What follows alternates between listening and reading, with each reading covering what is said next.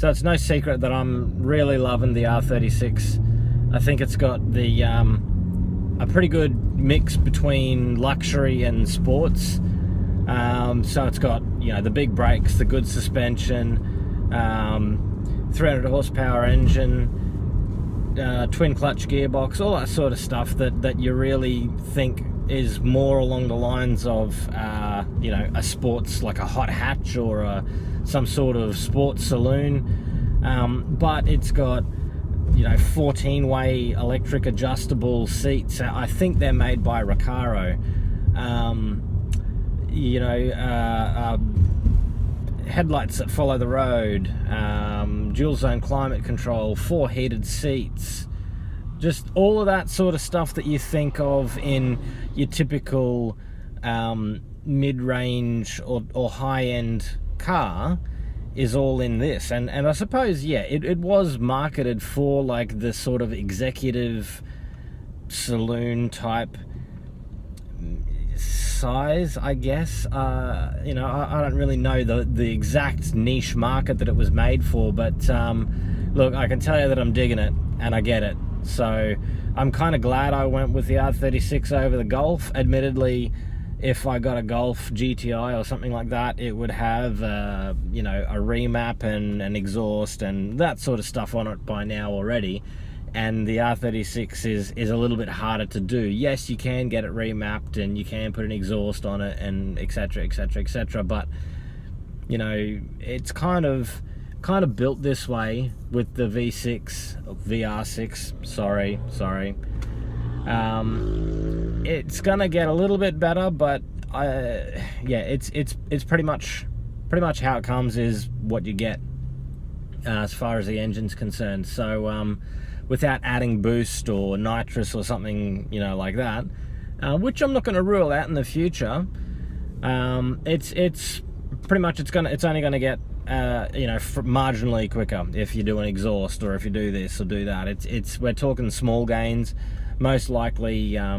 You know, make it sound a bit nicer, maybe you know, have a bit of a crackle and stuff like that, which it does, but it's kind of muffled and restrained through the standard exhaust, which, yeah, is kind of the idea of a standard exhaust, I guess. So my goals for it, I'm probably going to look at putting some sort of suspension in it. I would like it a little bit lower than what it is now. Whether or not that be some coilovers. Traditionally, I've just thrown some coilovers in a car and gone, yep, done. But I don't know if I need to go that far.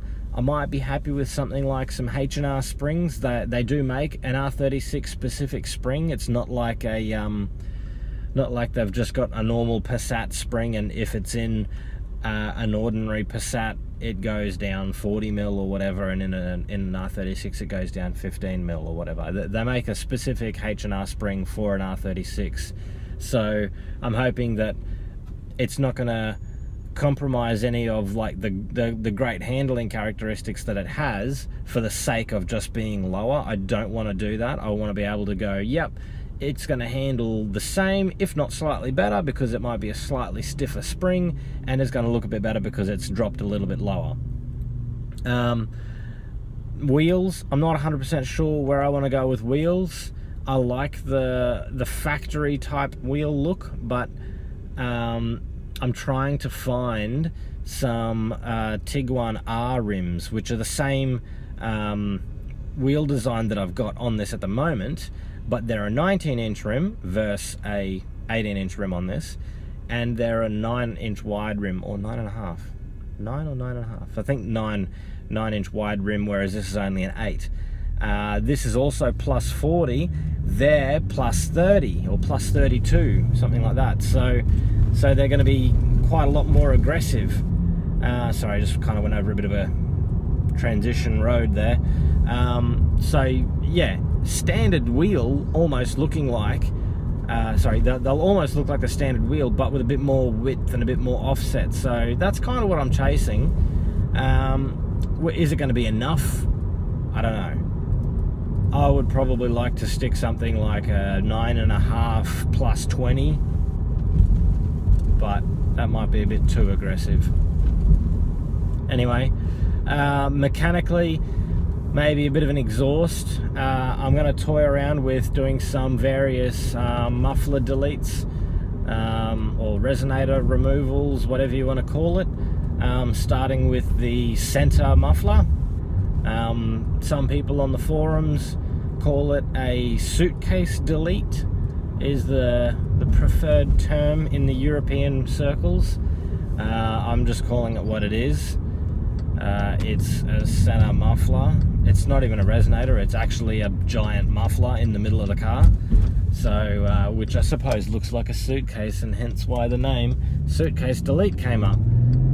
But yeah, I'm going to start with that and see where the noise takes me. Obviously it still looks like standard exhaust tips and standard exhaust and things like that under the car when you look at the reverse merge where it splits into two mufflers.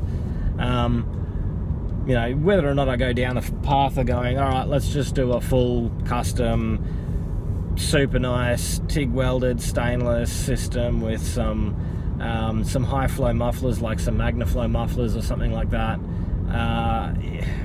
Look, we'll start with the simple stuff. We'll start with removing a couple of resonators or mufflers here and there and see what it sounds like.